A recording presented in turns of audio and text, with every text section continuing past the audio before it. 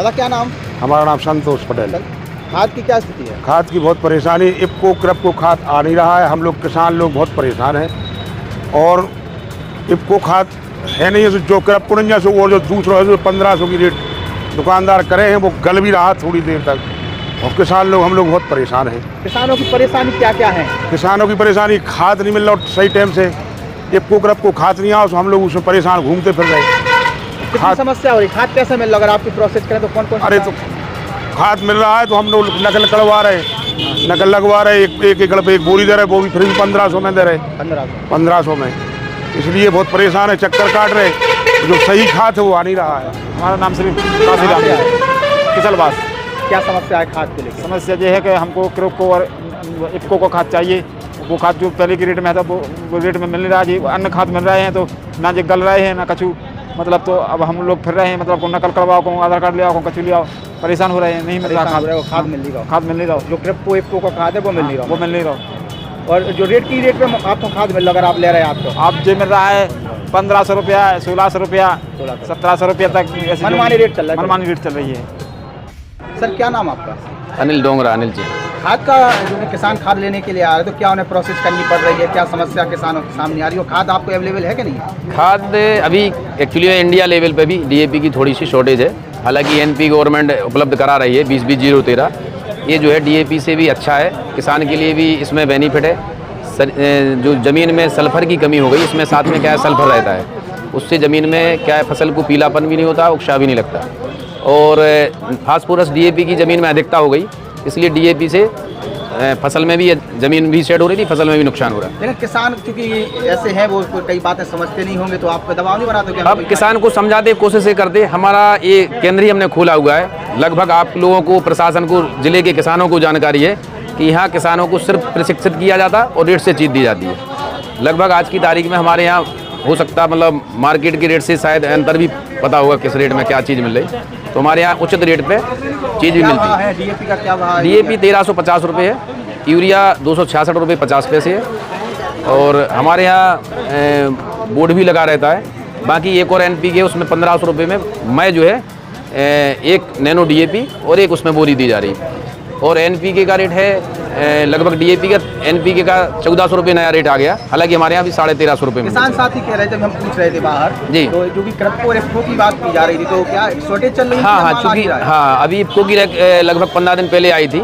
एक रैक अभी प्रोसीडिंग में है, मतलब एलोकेशन है ललितपुर का, लेकिन लगभग उसको आने में भी लगभग 8 से 10 दिन लग जाएंगे। पूरे सीजन में कितनी रैक यहाँ जाती हैं क्रप्को इफ्को? लगभग पूरे सीजन में ऑल टोटल क्रप्को इफ्को और भी कंपनियों की रैक लगती है, लगभग जो है 20 रैक लग जाती हैं। लगभग 50,000 टन का यहाँ ललितपुर में हर साल जो है खाद का जो है खपत है। किसान क्या बता रहा है? आता होता है, शिकायत भी करता होगा, उसे कोई प्रॉब्लम हो रही है कि आप क्या सामान वाले नहीं? किसान हमारे यहाँ क्या है, किसान ज़्यादा आते हैं तो बस लाइन में लगना पड़ता है, क्योंकि मार्केट में उनको हो सकता है दिक्कत होती होगी जब तो वहाँ लाइन नहीं लगती है। तो हमारे यहाँ बस ये जरूर कि लाइन में लगती है। प्रोसीडिंग में 1 एकड़ में 1 बोरी मिलती है, 1 बोरी डीएपी और लगभग 1 बोरी यूरिया।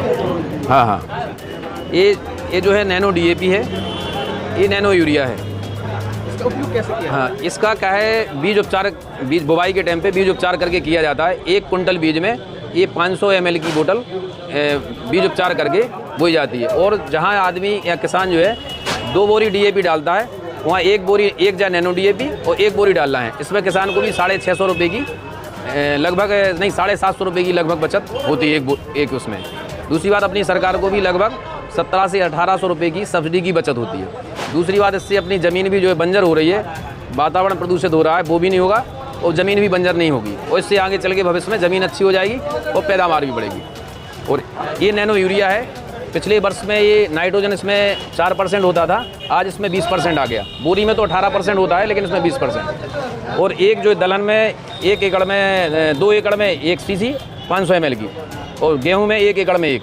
ये दूसरे पानी पे स्प्रे किया जाता है। पहले पानी पे जो परंपरागत यूरिया है दानेदार, वो दूसरे पे स्प्रे डालना पड़ता है इसको। इससे क्या है, किसान को भी बहुत बचत होती है, किसान को ट्रांसपोर्टेशन में बचत होती है, अपनी हमारी सरकार को भी लगभग 1 बोरी में 2000 रुपये की सब्सिडी की बचत होती है। इससे अपना जलवायु प्रदूषित नहीं होता है और ज़मीन भी उपजाऊ बनी रही है। ले रहे हैं इसके लिए कि ज़बरदस्ती दी जा रही है? नहीं, ले रहे हैं। पिछले साल में इस पर विश्वास कम था, क्योंकि पिछले साल 4% इसमें नाइट्रोजन थी, तो किसान का उतना उपयोग नहीं करा। इस साल जो बरसात में ले गए थे इसमें 20% आ गया। कितने रुपए की है? 225 रुपये की होने, किसान हम तो ठाणे किसान हम तो ले लेगा इनसे। ये 600 रुपये की है।